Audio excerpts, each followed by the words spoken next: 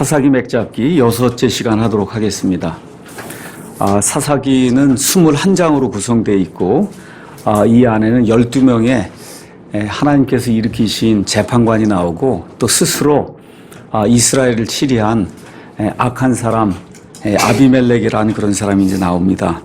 그래서 하나님의 그 재판관들 가운데 3장에서는 온니엘, 그 다음에 에훗, 그 다음에 삼갈이라는 사람을 살펴봤고 4장, 5장에는 드보라와 그 다음에 바락, 6장에서 8장에는 유명한 기드온, 그 다음에 9장에는 아까 제가 말씀드린 기드온의 첩의 아들로 기드온의 아들들 70명을 하나만 제외하고 한 돌에서 다 죽인 악명 높은 아비멜렉 이야기가 나오고 10에서 12장에는 입다의 이야기가 나오고 입다가 끝난 다음에 입산, 엘론, 그 다음에 압돈이라고 하는 세 사람의 재판관 이야기가 아주 간단하게 몇 줄에 이제 걸쳐서 나옵니다.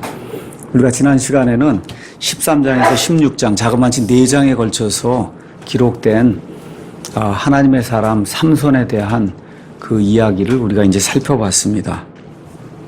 오늘 우리가 이제 17장하고 이제 18장을 살펴보려고 하는데 특별히 이제 17장부터 여기 21장까지는 이스라엘 백성의 영적, 도덕적, 그다음에 뭐 정신적 이런 모든 타락을 아주 하나도 가감하지 않고 그냥 그대로 적나라하게 보여주는 그와 같은 말씀들이 이 안에 이제 들어 있어요.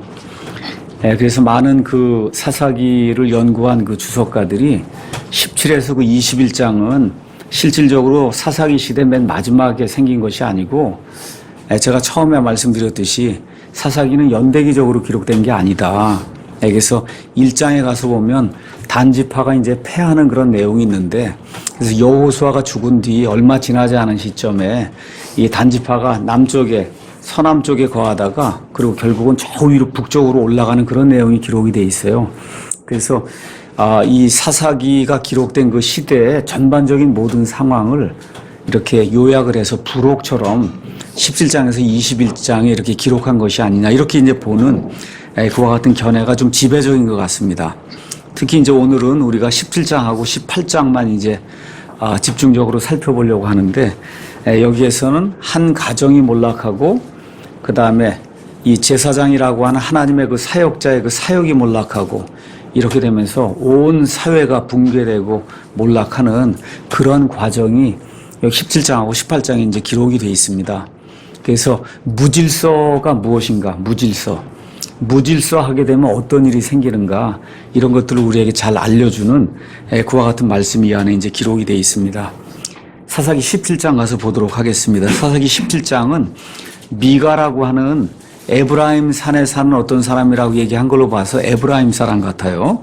그 미가라고 한 사람이 하나님이 극도로 미워하시는 10계명을 하나님이 주시면서 하나님께서 아주 직접 말씀하셔서 우상 숭배하면 안 된다 하는데 우상을 숭배하는 그런 내용이 이 안에 이제 기록이 되어 있습니다. 1절 가서 보니까 에브라임 산에 미가라는 이름의 한 사람이 있었는데 이 사람이 어떤 일을 했냐? 어머니 몰래 어머니 돈 1100세겔을 훔친 거예요. 1100세겔. 이걸 훔치니까 어머니가 저주를 했단 말이에요. 이거 훔쳐간 놈에게 저주가 임하기를 바란다. 그러고 어머니가 자꾸 그런 얘기를 하니까 심적인 이제 부담이 생긴 거죠. 본인이 훔쳐갔으니까. 그렇잖아요. 그렇게 해서는 2절 가서 보니까 내 귀에도 그것에 관하여 말씀하셨사온데 보소서 그 은이 바로 제가 훔쳐갔습니다. 그 은은 제가 훔쳐가서 제게 있습니다. 그렇게 얘기하니까 그의 어머니가 내 아들아 주께서 내게 복 주시기를 원하노라 이렇게 거짓말하고 뭐 훔쳐갖고 그랬지만 다시 돌려준다 그러니까 이렇게 그 당시에 뭐 유행하던 그와 같은 인사로 이제 이야기를 하는 겁니다. 그래서 그가 은 1100세겔을 자기 어머니에게 도로 주니까 그의 어머니가 뭐라고 얘기하느냐 하면 원래 이거는 내 아들을 위해서 색인 형상과 부어 만든 형상을 만들려고 이미 내 손에서 이 은은 하나님께 이미 봉헌한 거라는 거예요. 뭐 하려고 봉헌했어요? 자기 아들 이 미가 이 거짓말쟁이 우상 숭배하는 이 미가를 위해서 색인 형상과 부어 만든 형상을 만들려고 아예 주님께 봉헌을 했다는 거예요. 그러니까 이게 하여튼 이상하게 돌아가는 스토리예요 지금. 그렇죠? 하나님께 헌물을 지금 가져다 바쳤다고 하는데 한 것이 뭐냐, 이 거짓말하고 훔치고 하는 이 아들을 위해서 새긴 형상과 부어 만든 형상을 만들어 주려고 하나님께 봉헌했다. 그렇게 이제 이야기하면서 내게 도로 주겠다 이 얘기를 합니다.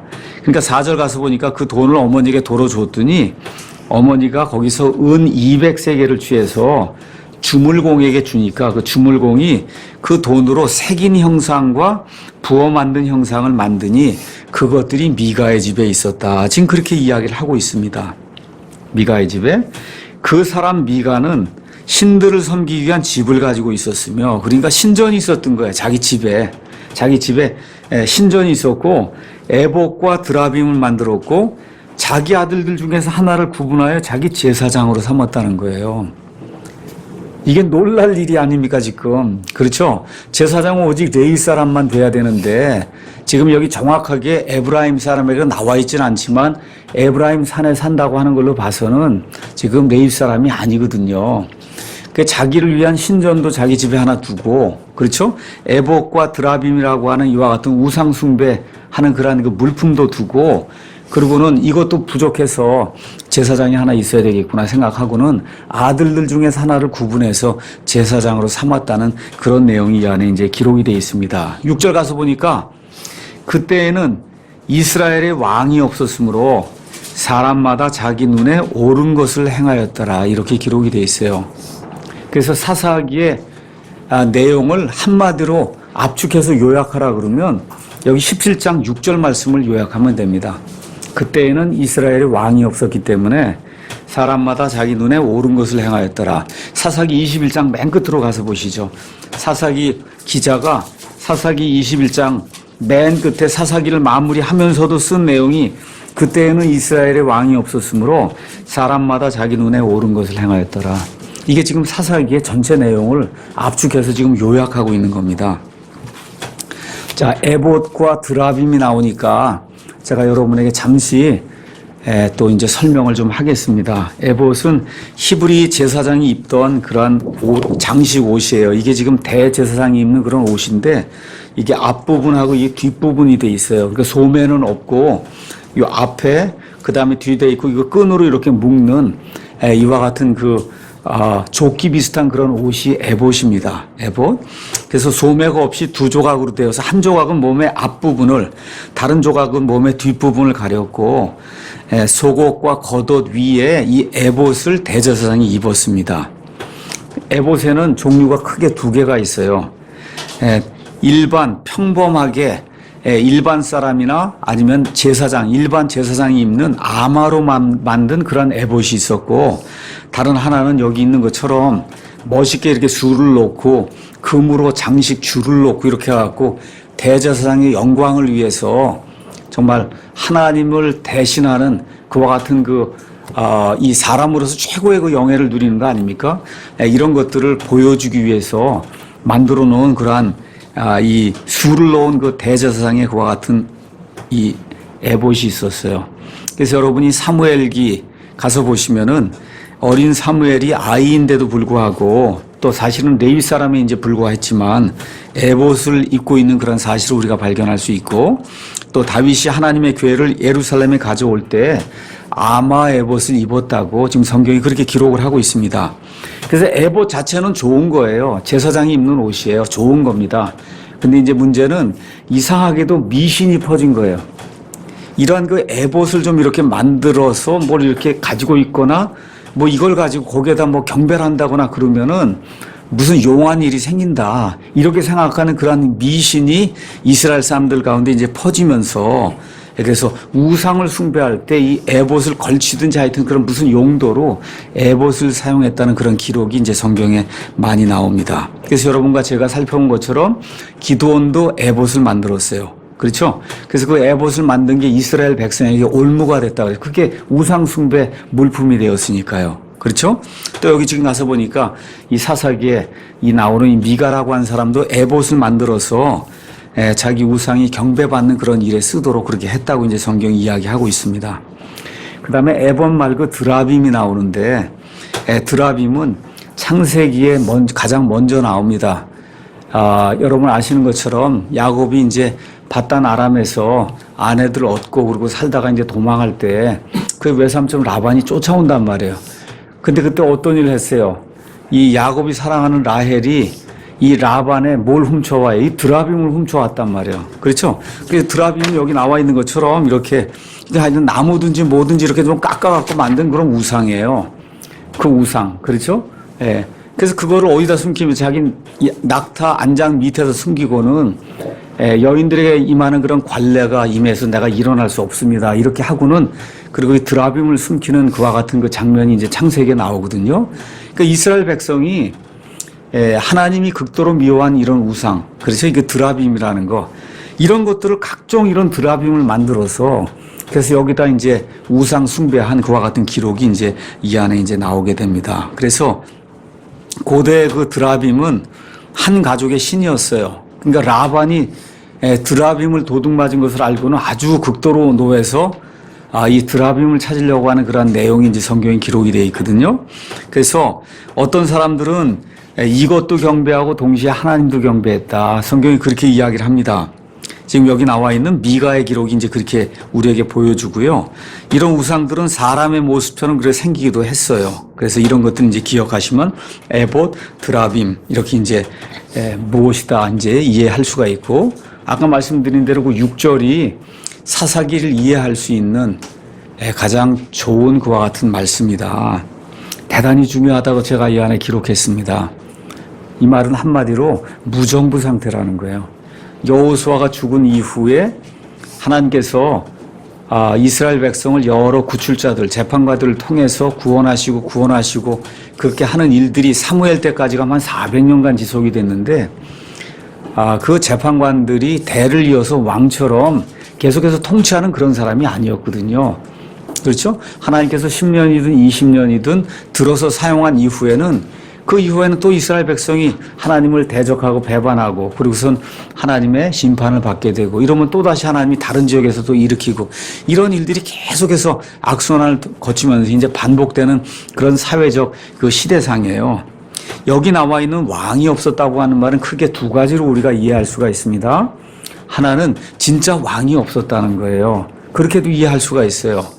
그럼 여러분 사사기 다음에가 뭐가 나옵니까? 룻기가 나오는데 룻기도 사사 그 시대에 그 땅에서 살 수가 없으니까 어쩔 수 없이 이방 나라로 갔다가 돌아온 그런 사람들 이야기를 하고, 그러니까 사실은 두 개가 합쳐진 거나 마찬가지예요. 사사기나 룻기는 거의 같은 시대의 일이고, 이게 끝나고 난 다음에 곧바로 사무엘기로 넘어가면 그러면 왕을 세우는 일이 나오잖아요. 그러니까 지금 왕이 없었다 하는 그런 이야기를 반복해서 하고 있는 것은 앞으로 왕이 나오겠구나.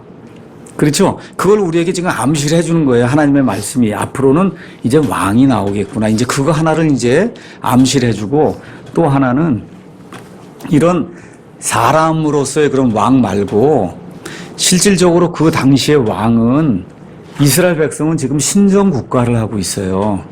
신정국가. 그러니까 신정국가이기 때문에 뭐 다윗이든 아니면 뭐 솔로몬이든 사람으로서 어떤 왕이 있을 수 있습니다. 그 왕정 정치가 되면서.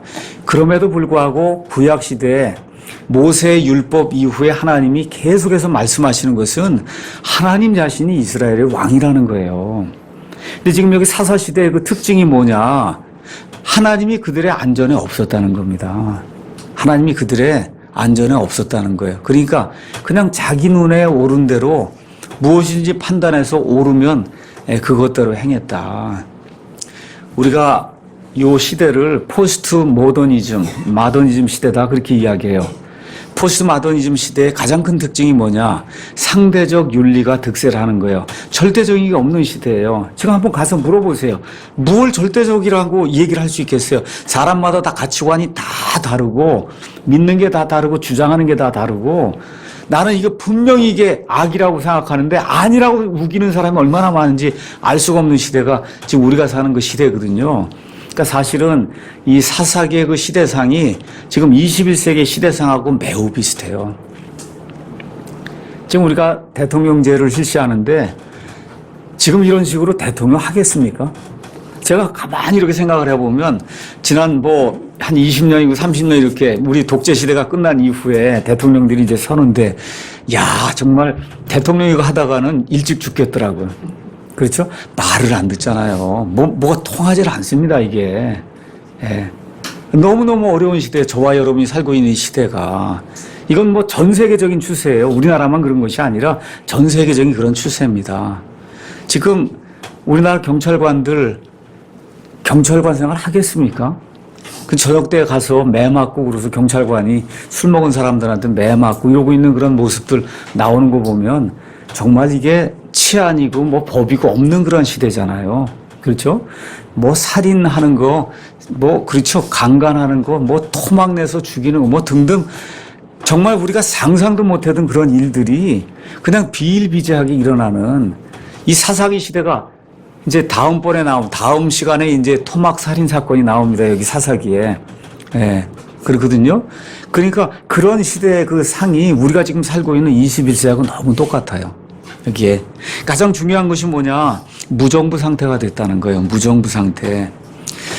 저와 여러분이 하나님의 경륜을 쭉 이렇게 살펴보면 노아의 홍수 이후에 하나님께서 인간 정부를 허락하세요. 인간 정부가 하는 가장 중요한 일은 질서를 유지하는 거예요. 노아의 홍수 이후에 하나님께서 처음으로 사람을 죽인 사람을 사형을 집행할 수 있는 그와 같은 이 명령을 창세기 9장 4절에서 6절에 주세요. 그래서 그 명령은 누가 집행하냐? 정부가 집행하는 거예요. 그래서 노아의 홍수 이후에 드디어 비로소 온 세상에 정부라고 할 수 있는 그와 같은 기관이 생겨난 겁니다. 정부. 그렇죠? 이 세상 정부에는 북한과 같이 아주 악한 정부가 있어요. 악해요. 정말 저거는 정부가 아니라고 할 정도로 악한, 어느 사람이 얘기했던 것처럼 악의 축이라고 불리는 그런 정부가 악한 것도 있어요. 근데 사실 그런 북한과 같은 그러한 악한 것을 빼고는 거의 이 세상에 존재하는 모든 정부는 무정부 상태로 지내는 것보다는 나은 정부예요. 만일에 아프리카나 어느 나라에 뭐 그렇게 뭐 독재를 하고 뭐 뇌물을 받고 뭐 대통령이 그런다 해도 그나마 그래도 정부가 있으니까 나라가 유지가 되지, 그 정부가 없으면 아예 그냥 완전 무정부 상태가 되면 다 죽습니다. 다 죽어요. 우리 여기 미국에서도 LA 이런 데 폭동 나고 할 때 가서 보면 뭐 대단하잖아요. 그리고 총 갖고 가서 다 죽이고 물건 약살하고. 그렇죠? 그런 일이 생기기 때문에 노아의 홍수 이후에 하나님께서 마련해 주신 게 정부예요. 인간 정부. 그렇죠? 그래서 왜 이런 일들을 허락하시냐? 정부라고 하는 게 사람이 만든 거기 때문에 완전하거나 그 다음에 의로울 수는 없지만 그래도 없는 것보다는 낫다는 겁니다. 없는 것보다는 나아요. 그게 하나님의 은혜다. 성경이 우리에게 그렇게 이야기해 주는 거예요. 왜 하나님이 정부를 허락하시느냐? 하나님이 가장 미워하시는 것 중에 하나가 무질서입니다. 무질서. 우리 한번 고린도전서 14장에 가서 하나님이 얼마나 그 무질서에 대해서 자세히 이야기하는가, 한번 이런 걸 한번 가서 보시죠. 14장, 고린도전서 14장 26절 한번 가서 보겠습니다. 형제들아, 그런즉 어찌하리요? 너희가 다 같이 모일 때 너희 각 사람에게 찬송시도 있고 교리도 있으며 타언어, 방언도 있고 계시도 있으며 통역도 있나니 모든 것을 남을 세우기 위하여 할지니라. 질서 있게 남을 세우기 위해서 이런 모든 하나님이 주신 선물을 사용해야 된다는 거예요. 그러면서 만일 어떤 사람이 알지 못하는 언어로 말하거든 두 사람이나 많아야 세 사람이 순서대로 하고 한 사람은 통역할 것이요. 어떻게? 순서대로. 뭐야? 질서 있게 하라는 거죠. 그렇죠? 그리고 그것을 통역을 해야만, 그래야만 된다는 거. 이게 질서 있게 무슨 얘기를 하는지, 여기 성도들을 저주하는지 어떻게 알아요? 이거를 알 수가 없으니까 알지 못하는 말로 이야기할 때, 만일 통역하는 자가 없으면 그는 교회 안에서 잠잠하고 자기와 하나님께 말할 것이니라. 이해하시겠죠, 여러분? 이게 질서의 하나님이세요. 질서. 질서가 깨지면 절대 하나님이 그 일을 용납하지 않습니다. 대언자들은 두 사람이나 세 사람이 말하고, 그 당시에는 하나님이 직접 이렇게 말씀을 주셔서 직통계시를 받는 그런 사람들이 있었어요. 그러면 다른 사람은 판단을 해야 된다는 거예요. 판단. 이게 하나님의 말씀인가 아닌가. 이게 판단이 안 되면 무질서가 생기기 마니까. 그렇죠? 만일 곁에 앉아있는 다른 사람에게 어떤 것이 계시되면 먼저 하던 사람은 잠잠할지니 모든 사람이 배우고 모든 사람이 위로받게 하기 위하여 너희가 다 한 사람씩 대언해야 하느니라. 생각해 보세요. 이 사람도 대언하고 저 사람도 대언하는데 막 개구리처럼 그냥 쌀라쌀라 되면 어떻게 하겠어요? 그렇잖아요. 무질서잖아요. 이것이 안 된다는 거죠. 하나님께서. 그러면서 대언자들의 영은 대언자들에게 통제를 받나니 성도들의 모든 교회에서처럼 하나님은 혼란의 창시자가 아니요 화평의 창시자니라.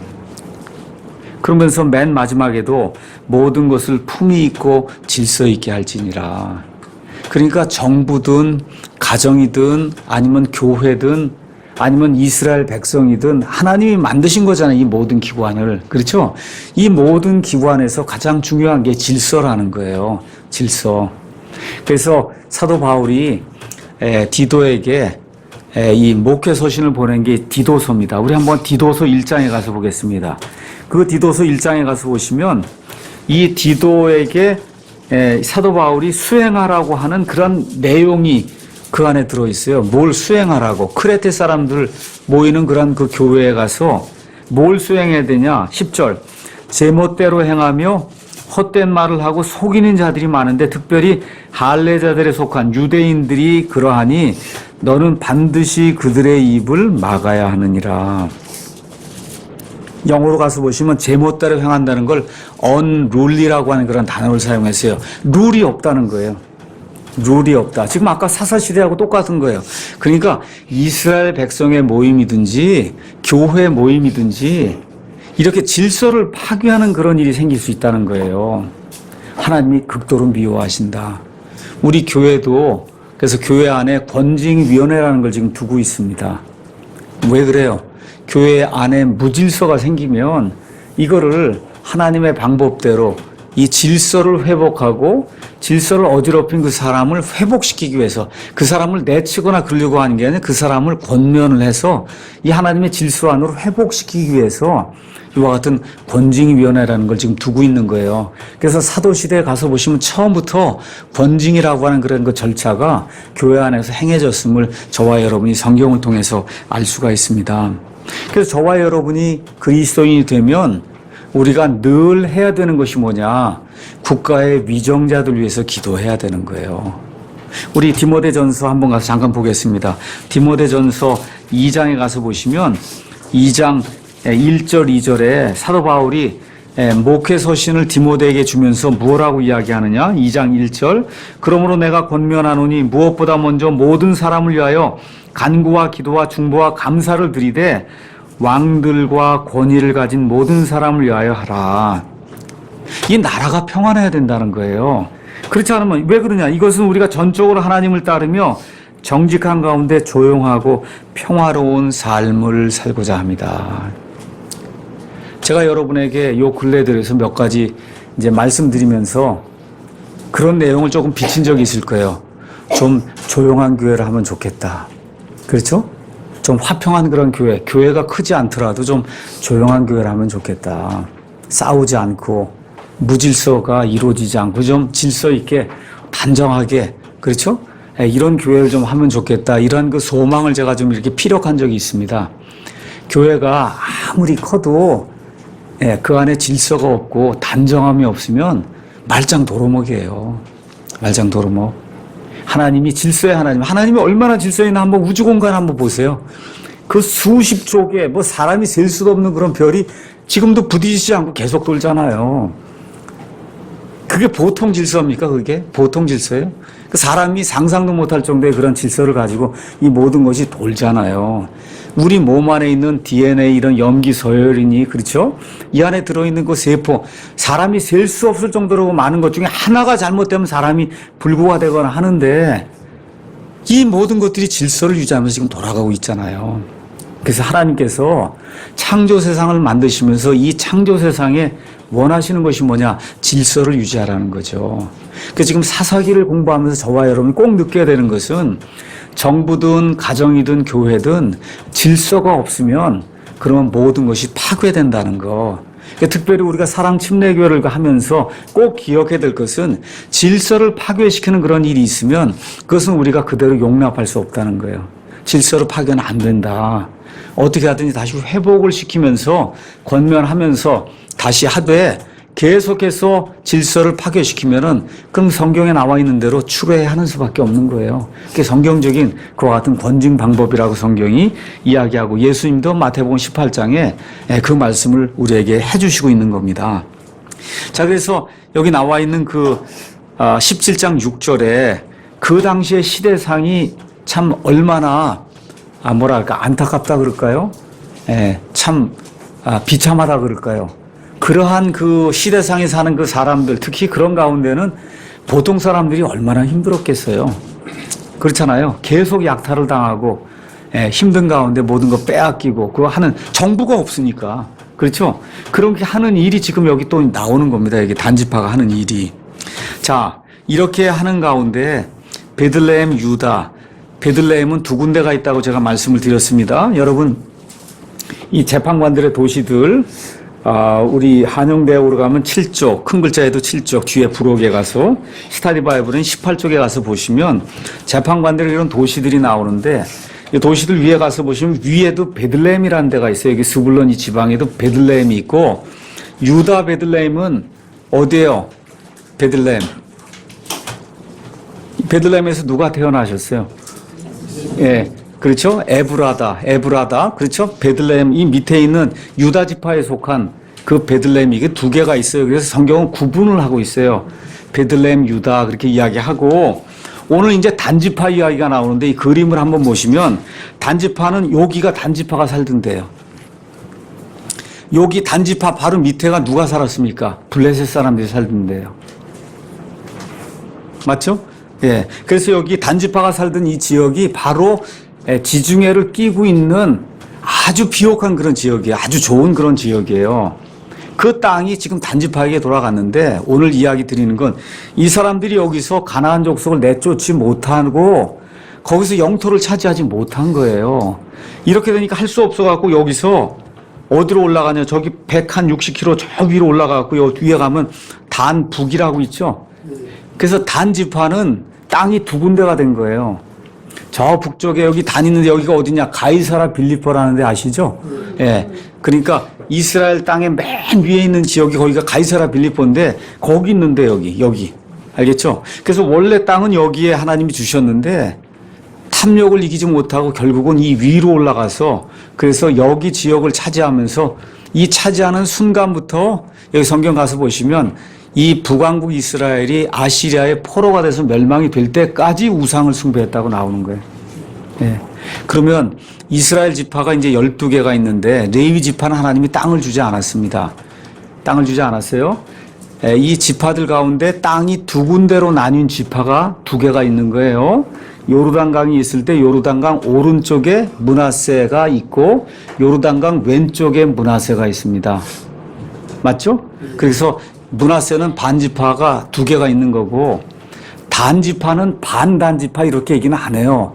근데 그냥 단지파라고 이야기하는데 여기 밑에 있는 단은 다 쇠약해서 쓸모가 없는 그런 단이 돼버렸고 실제 이제 나중에 넘어가면서 단 나오면 다 여기 단을 이야기하는 거예요. 우상 숭배하는 그 단 이야기하는 겁니다. 어떤 사람들이 또 이걸 잘못 이해하고 단군이 단에서 나왔다 또 이렇게 이야기하는 사람도 있다고요. 이게 예. 뭐 이상한 그런 이야기하는 사람들이 그 전혀 성경에 없는 그런 이야기입니다.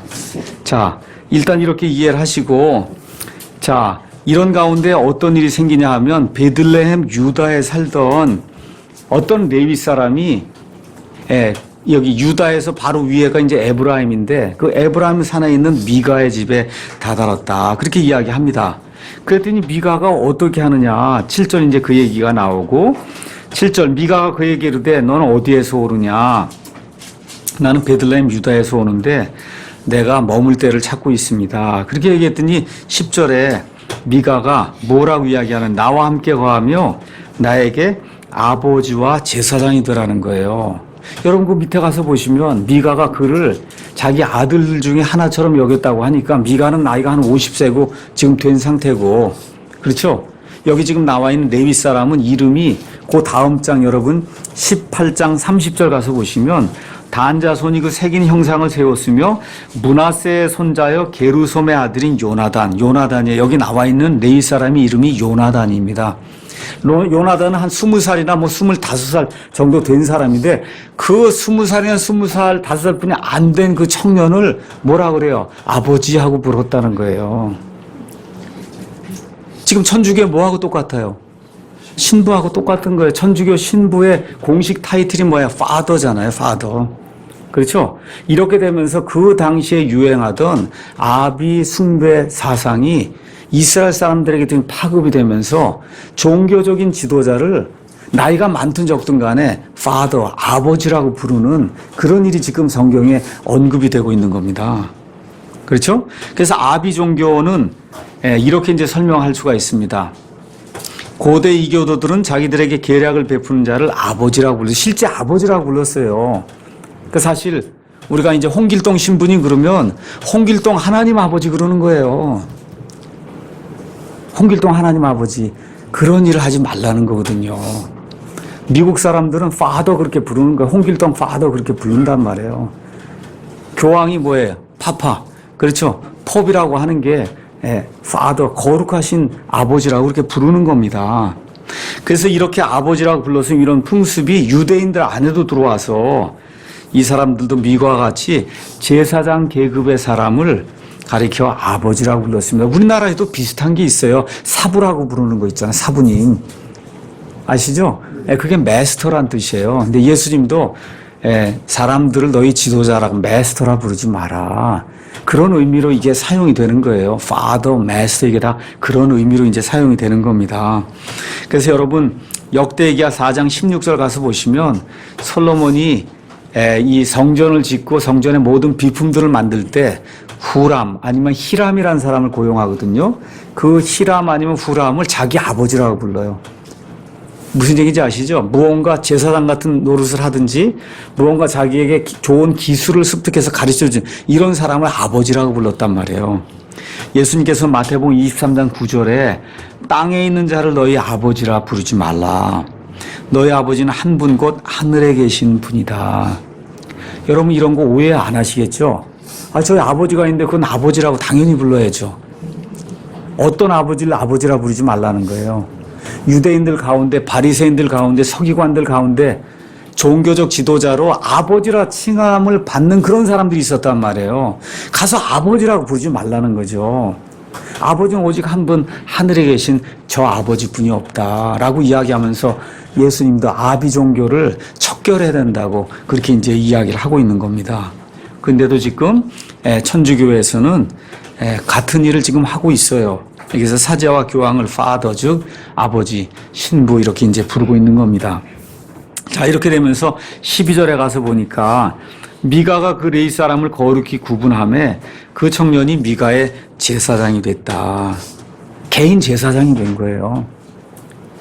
근데 놀라운 일이 그 다음에 나옵니다. 그때 미가가 이르되 레위 사람이 내 제사장이 되었으니 이제 주께서 내게 선을 베푸실 줄 내가 아노라. 여러분 이거 얼마나 놀라운 말입니까? 지금도 많은 교회 성도들이 미숙한 성도들이 목사님이 차에다가 안수하면 차 사고 나지 않을 줄로 이렇게 생각 이거 같은 거예요 이게. 목사님이 신방하면 무슨 일이 안 생길 줄로 생각하고 하는 거 이러한 거 하면 안 된다는 거예요. 자기가 이 사람을 데려다가는 제사장을 삼고 월급을 주면서 그렇죠. 이제는 보통 아들이 아니고 이런 내 아들이나 이런 제사장 계열의 아들이 아닌 레위 사람을 삼았으니 쉽게 얘기하면 신학교 다닌 뭐 어떤 사람을 내가 목사로 이렇게 만들었으니 예를 들어 이제부터 이 교회 하나님이 무슨 복을 이런 거 하면 안 된다는 겁니다. 지금식으로 해석을 하면 그런 거 얘기하는 거예요. 지금식으로 해석하면 지금 이 소행이 아주 괘씸한 소행이잖아요. 그런데도 결국 다 할 때는 뭘 해요? 주님을 위해서 했다. 그러는 거예요. 주님을 위해서. 그렇죠? 그러니 주님의 복이 내게 임할 거라고 착각도 보통 착각이 아니잖아요. 이게 그 시대의 사회상이라는 거예요. 우리 한국교회, 우리 한국 성도들이 이러한 사회상 속에, 교회상 속에서 살고 있지는 않은가.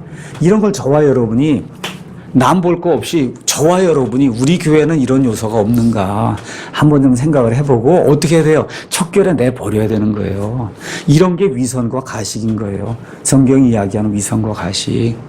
이건 너무 쉬운 건데도 일단은 읽질 않아서 뭔지 깨닫지 못하고 읽고도 이게 쉬운 거를 깨닫지 못하는 분이 너무 많기 때문에 이런 악한 일들이 지금도 자행이 되고 있는 겁니다. 자, 이렇게 돼서 이제 1절에서 6절에는 가정이 붕괴되는 그런 내용이 나옵니다. 첫 번째, 하나님이 출애굽기 20장 1절에서 17절에 구약시대의 이스라엘 백성을 신정국가의 백성으로 만들면서 꼭 지켜야 될 거 많지만 10가지로 요약해 준 게 그게 10계명이에요. 그렇죠? 이 모든 걸 거의 다 10계명에 나와 있는 명령을 다 어겨서 어떤 사람이 이걸 하나하나 조목조목 탐욕을 부리고 부모에게 공경하지 않냐고 거짓말하고 그렇죠? 우상 숭배하고 그다음에 하나님의 이름을 헛되이 취하지 말고 헛되이 취하고 이런 걸 다 따져보니까 7개, 8개를 범했다는 거예요. 자그마치. 그럼 어떻게 돌에 맞아 죽어야 되는 거거든요. 그런데 어떻게 죄의식이 하나도 없어요.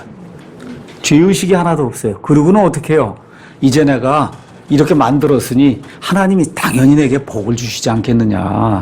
이렇게 큰 착각을 한 그런 일이 생겼다는 거예요. 우상을 통해 주님을 섬기고 있다고 착각을 하는 거예요. 우상을 숭배하면서도 내가 주님을 섬기고 있다. 여러분, 저와 여러분도 한번 잘 생각해 보셔야 돼요. 예수님을 믿는다고 하는 게 우상을 숭배하는 게 아닌가. 예수님만 믿으면 모든 게 다 복이 되고 다 만사형통하고 이것 때문에 예수님 믿는다 그러면 지금 이거하고 똑같은 겁니다.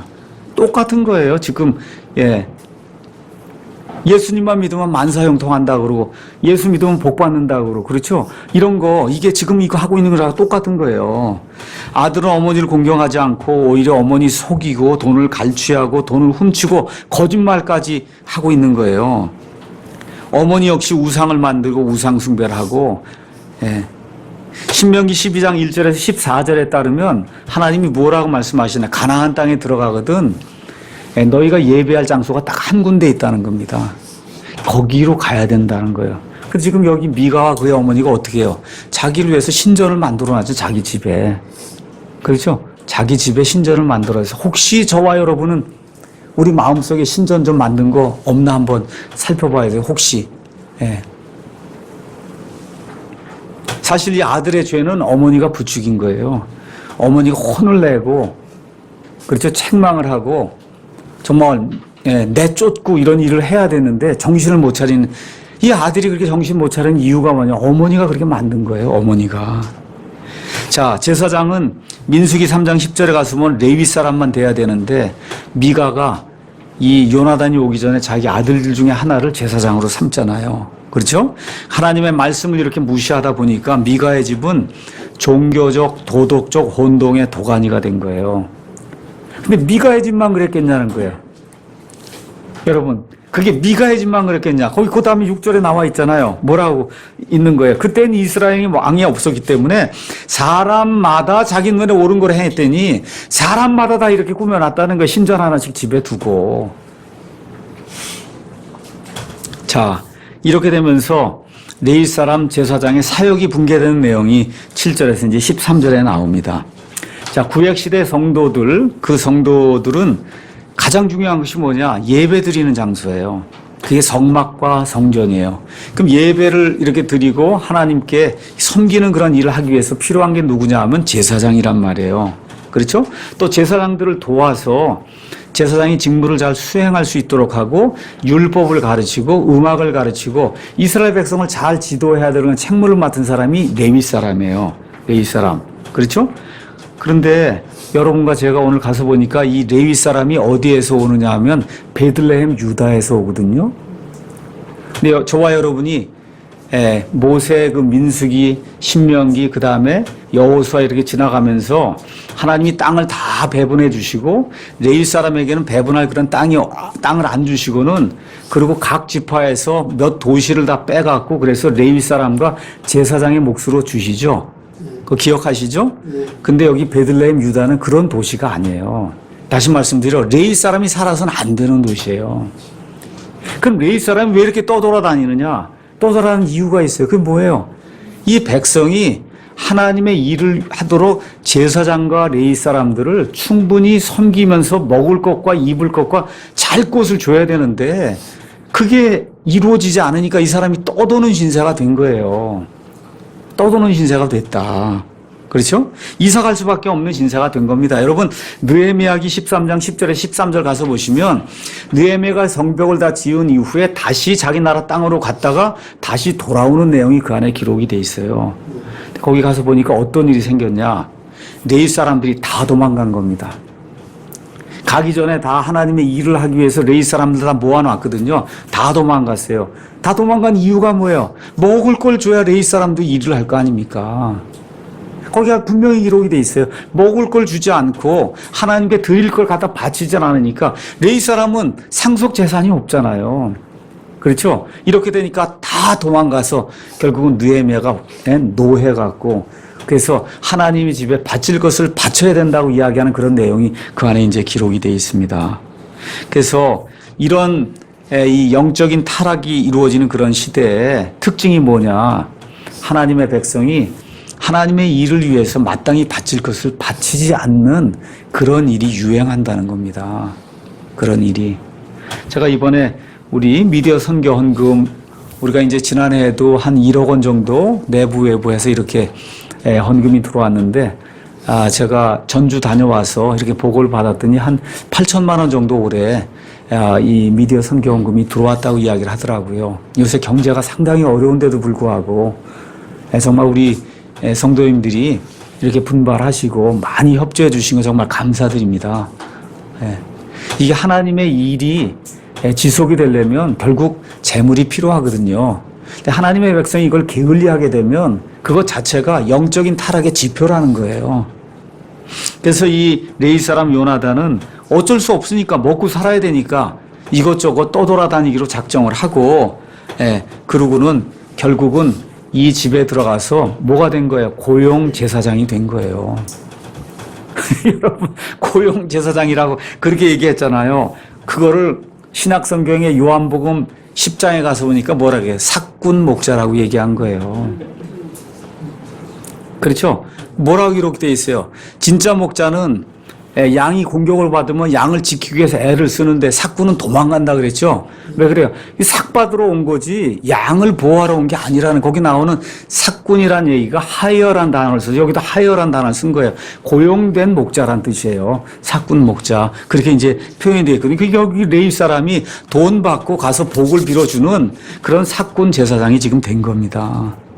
그래서 주님을 섬기는 게 아니라 누굴 섬겨요? 미가와 미가가 만든 우상들 섬기는 거예요.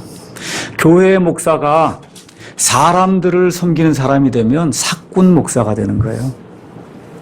잘 이해하셔야 됩니다.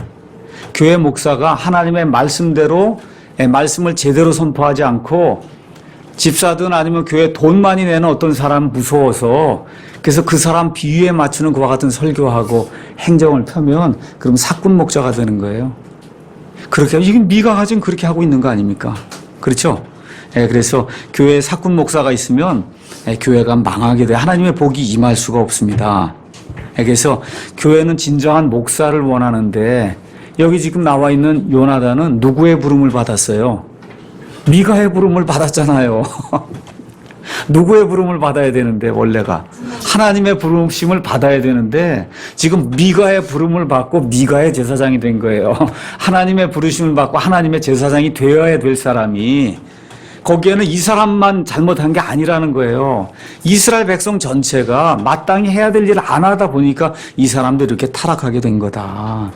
그래서 목사가 이 교인 몇 명 나온다 하는 통계를 자랑한다든가 건물 크기를 자랑한다든가 신문에 이름이 많이 난다는 이런 거 자랑하면 그러면 성경적으로 이야기해서 목회는 다 끝난 거다. 그렇게 이제 보면 되는 겁니다. 자, 미국의 유명한 릭 워렌이라는 사람이 있습니다. 릭 워렌. 이 사람이 목적이 이끄는 삶이라는 이런 책을 쓰고 그랬어요. 릭 워렌은 교회를 어떻게 하느냐. 신문에 광고를 크게 냅니다. 우리가 이 지역에 교회를 만들려고 합니다. 당신들이 어떤 교회를 원하는지 그걸 우리에게 앙케이트 조사로 좀 답을 해 주십시오. 거기 이제 여러 가지가 있어요. 꽝꽝꽝 락 음악 원한다. 뭐 청바지 입고 와도 좋다. 뭐 스레빠를 신고 와도 좋다. 뭐 이런 거 다 이렇게 해서 원하면 그 교회를 만들어 주는 거예요. 그 교회를. 그렇게 하고 부흥했다고 하는 그와 같은 스타일로 목회를 하는 거 이런 걸 하는 사람이 릭 워렌이거든요. 예. 지금 뉴에이지 쪽에 가장 첨단으로 나가고 있는 그런 목사 중 하나가 릭 워렌인데도 불구하고 그 사람을 쫓는 사람이 엄청 많습니다. 이게 지금 미가가 하고 있는 그 일하고 똑같은 거예요.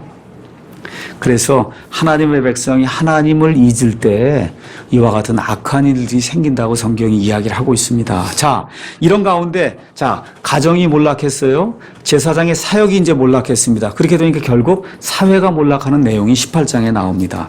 자, 18장에 이제 단지파 나오는데 단지파 여러분이 아시죠? 왜 아세요? 지난 시간에 삼손 공부했잖아요. 그렇죠. 삼손이 단지파라고 얘기했죠.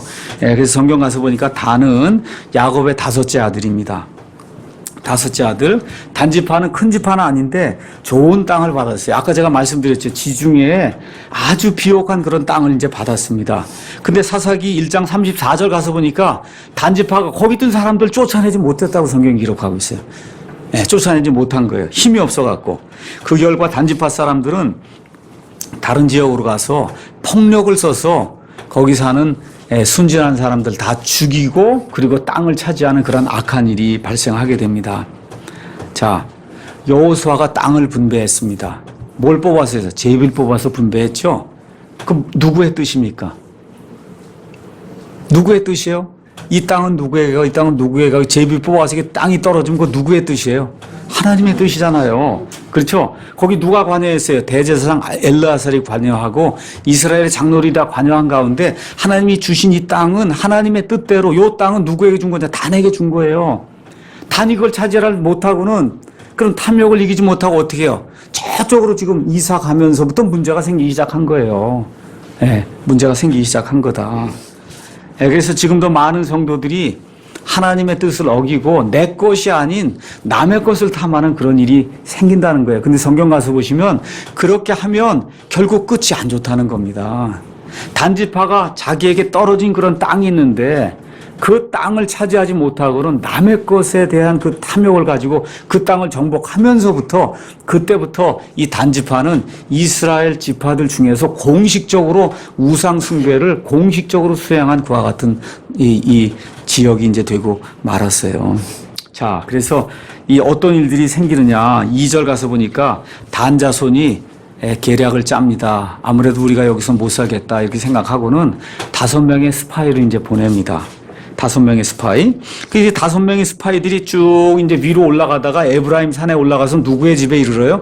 미가의 집에 이르렀더니 그랬더니 자기들이 좀 이렇게 익숙한 그런 말소리가 들리는 거예요. 왜 그러냐? 지금 여기 가서 보시면 요쪽에 이제 단지파가 옆에 유다지파가 있고 이래서 유다지파 요 땅에 사는 사람들의 이 악센트 사투리 이런 걸 좀 알아들을 수 있었는데 올라가다 보니까 에브라임 사람들하고는 다른 그런 목소리가 이제 들리는 거 이제 판단하고는 그리고 그 집에 이제 들어가서 누구를 만나는 겁니까? 요나단을 만나는 겁니다. 그렇죠? 그래서 뭐라고 얘기하느냐? 4절 그가 그들에게 내가 여기서 뭐 하냐 이제 물으니까 미가가 나를 이러이러게 대우하여 나를 고용했습니다. 이 사람도 아주 순진한 사람이에요. 제가 고용 제사장이 됐습니다. 그렇게 아주 순진하게 이야기를 하는 겁니다. 그렇죠? 그랬더니 그 사람들이 그에게 이르되 하나님께 좀 조언을 구해라. 우리가 가는 일이 형통하게 될지. 그랬더니 딱 멋있게 대답해요. 6절에 평안히 가라. 너희가 가는 길이 주 앞에 있느니라.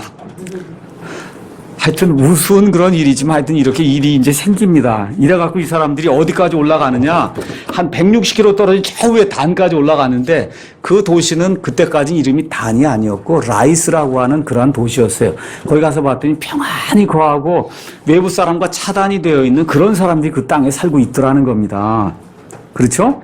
그래서 8절에 그들이 다시 자기들의 지파가 사는 이 단 저 남쪽으로 이제 내려왔어요. 우리가 어떻게 해야 되겠냐. 그 땅이 너무 좋은데 그렇게 했더니 단지파가 몇 명을 보내 600명 남자들을 골라서 그 남자들을 보내는 내용이 이제 그 안에 기록이 됐어요. 그래서 다시 올라가는 거예요. 600명이.